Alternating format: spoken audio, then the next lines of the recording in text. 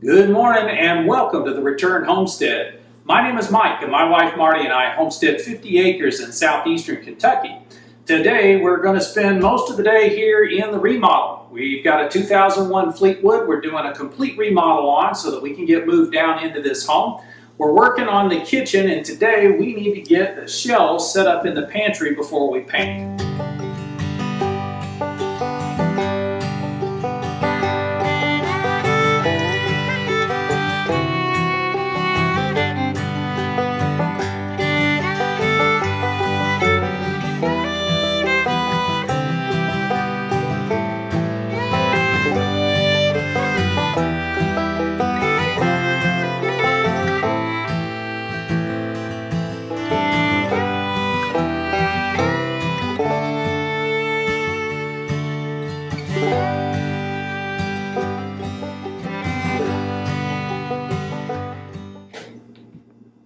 So one of the problems that Marty has in her current kitchen is where the pantry is. She has to walk all the way down a hallway to get to what used to be the last bedroom in the house because that's what we converted into the pantry. And it does store a lot of food and she's able to get to everything that she needs, but that's a long walk back and forth down the hall. On a day when she's canning, she may walk a good 2 or 3 miles just inside of the house going back and forth. So if she wanted a nice pantry in this new kitchen, we've got a 30-inch wide pantry. It's 20 inches deep. That's going to be more than enough room to store everything that she's looking to put in here. All we need to do now is get some shelving in here. And rather than trying to buy a commercial shelving unit and assemble it inside of this small space, the easiest thing to do is to just build our own shelving. We've got quite a few scrap pieces of wood as well as some leftover 2x4s from the framing we did in the kitchen. And that's what we're using to start the shelving. The basic idea here is to put a cleat all the way around the space, and then we can set shelving boards down inside on top of that and secure those to the cleats. So we've got 2 of them in place already here on the back wall. We've got 4 more to go, and then we can start wrapping around the sides and coming to the front edge. After we get the cleats on, it's time to start looking at the shelving, but for right now, we're just going to keep putting these cleats up. So all we're doing is installing this cleat by putting screws in the end. We know we have a stud in each corner. That's where we secured the drywall. And so we're just putting a screw in each end, and then there's a stud also in the middle of the wall. So we're also going to drop 2 screws here in the middle. So we're also going to drop 2 screws here in the middle. On the ends, we're using a 4-inch screw that's going to give us nice deep penetration into the 2x4 behind it. We want to get as far through that stud as we can, and that's going to give us really good support on top of that cleat. And then I'm going to drop 2 more shorter screws here in the middle, just to give some extra stability and make sure we don't get any sag here in our cleat. Once Mike's done putting in the shelves, we're going to pull this beadboard down. It's going to be used somewhere else in the house, but we're going to spray paint everything, and I don't want to paint the white beadboard the color of the walls in the kitchen, so that's coming down. In the meantime, I'm taping off all the windows. These light fixtures are going to be replaced, so it's fine. I don't care if they get sprayed or not. We're replacing them all, and then we'll spray the rest of the house all at the same time. I still have to get up here and texture this, and there's this portion over there by the fireplace that needs textured. Then all these windows will get taped off just to keep the overspray of the ceiling off the windows. And then we'll have to spray this new wall. Once that's done, we're on to building out the kitchen cabinets. We could have purchased cabinets already made, but they're expensive. And I like the open kitchen concept on the cabinets. So we're going to be building ours, and we're going to do it on a budget.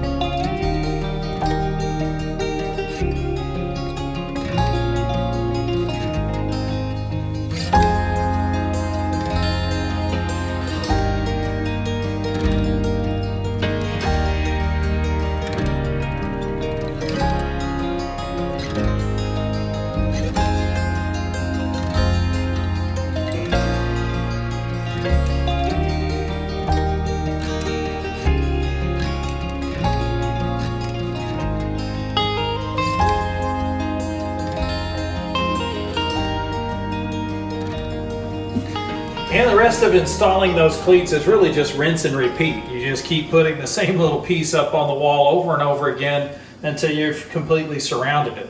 So in the end, what you're left with is this. So we have cleats that go along the back wall, along both side walls, and then just for assurances, I even put a small cleat right here on the front wall as well, right next to the door.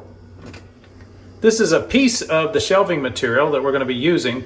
It's still in the barn and it's a mess. This stuff is rough and it needs a lot of TLC. Marty's going to work on some TLC for the boards, and we'll get those things cut up and get them in here right after we get the paint job done. So we're going to paint with the cleats in place. That way they all get painted the same color as the walls. Then we'll paint the bottom and the sides, and then for the top surface, I think she's going to use this. So what do you got there, huh? This is the best use of peel and stick tile.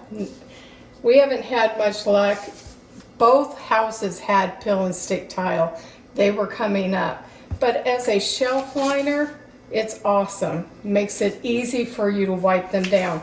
So I'm going to be putting this peel and stick tile on top of all of my shelves. So once they're all painted and this is applied, they'll wipe down real easy.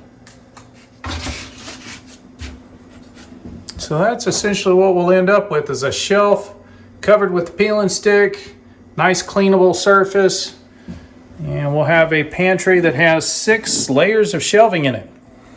And that may seem like overkill, but Marty does a lot of cooking, and there's a lot of things that need to be closer at hand than she currently has them.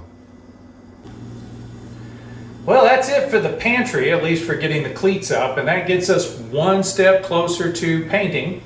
But while I was busy working on the pantry, Marty's been busy doing something else for us. We also needed to take down the beadboard that we had up on the exterior wall here for the dining room. So Marty has pulled this beadboard down for us. It was here on the dining room wall. We needed to get it down so that we could take a look at the condition of the wall, but we also want to do a different treatment on this wall. So the beadboard's not the end result that we were looking for. So we need to take a look at this, and when we look behind the beadboard, we find a big mess. This wall is, first of all, it's VOG. So that's vinyl over gypsum, so that's a very smooth vinyl surface. The seams are not muddable. You can't just put mud on that seam, it won't stick to the vinyl. You can see the discoloration over here on the right. That's from people that used to smoke in this mobile home. So that's nicotine soaked into the vinyl there. And the rest of this vinyl is all cut and broken. We've actually ripped some of it off. There's layers and layers of paint on here. There's absolutely no way to get this wall smooth. So we've got a really good solution. We're just going to sheet it again. We're just going to put drywall right over the top of this, then we can tape and mud it and get us a nice smooth wall to match the rest of the kitchen. So there's another project that we need to finish, but not necessarily before we paint. This wall is going to end up a different color, so we're not worried about getting this painted when we spray the rest of the room. So we're going to put that on a back burner for now and continue working on getting the painting ready.